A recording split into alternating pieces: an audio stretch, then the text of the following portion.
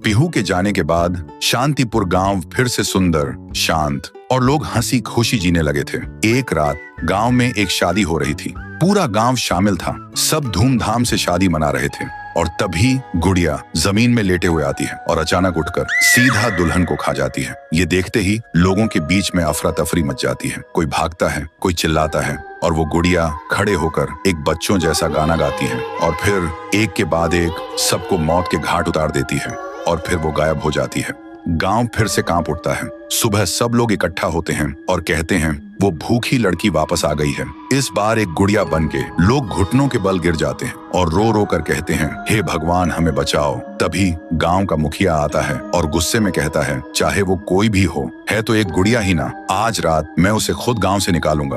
फिर रात के ठीक 2:30 बजे मुखिया अपने 2 चेलों के साथ गांव के बीच खड़ा होता है और फिर वही धुआं छा जाता है और वही आवाज। वो गुड़िया धुएं से निकलती है और सीधा मुखिया के पास चल के आती है। मुखिया कहता है, निकल जा मेरे गांव से, नहीं तो तुझे यहीं बिखरा दूंगा। गुड़िया हंसती है और कहती है, तेरे से पहले भी किसी ने ये सोचा था। और उसी पल वो गुड़िया बड़ी होने लगती है और अपनी पैर से तीनों को कुचल के मार डालती है।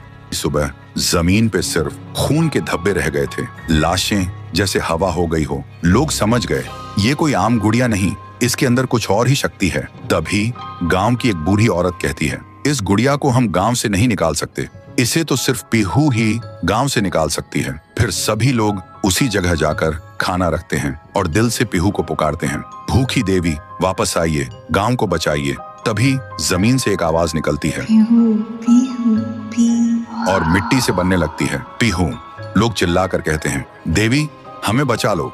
फिर रात होती है। वो गुड़िया गाना गाते हुए आती है, लेकिन अचानक पीहू उसके सामने आ जाती है। गुड़िया रुक जाती है। पीहू उसे पकड़ने जा रही होती है, लेकिन गुड़िया हवा में उड़ जाती है। पीहू भी उसके पीछे उड़ जाती है और अपनी आंखों से आग छोड़ के गुड़िया को जलाने की कोशिश करती है, लेकिन गुड़िया एक धुएं में छुप जाती है और फिर अचानक पीहू के पीछे आके उसे एक जोर का वार करती है। पीहू आसमान से जमीन पे आ गिर जाती है और फिर वो गुड़िया पीहू की शक्ति छीनने लगती है। पीहू की ताकत धीरे धीरे गुड़िया के पास जा रही होती है। कुछ देर बाद पीहू जमीन पे गिर जाती है। जब वो उठती है तो देखती है उसका शरीर धुंधला हो गया है और जब वो अपने आप को छू रही थी तो हाथ उसके शरीर के आर पार जा रहा था। वो वहीं गिर के रोने लगती है और जोर से चिल्लाती है, भैया, भैया, भैया। और उसकी आवाज सीधा उसके भाई के कानों तक पहुंचती है। तो दोस्तों, अगर आप देखना चाहते हो पीहू वर्सेस गुड़िया वर्सेस तुंग तुंग तुंग सहर, तो इस वीडियो को 1.5 लाख लाइक्स तक पहुंचाओ।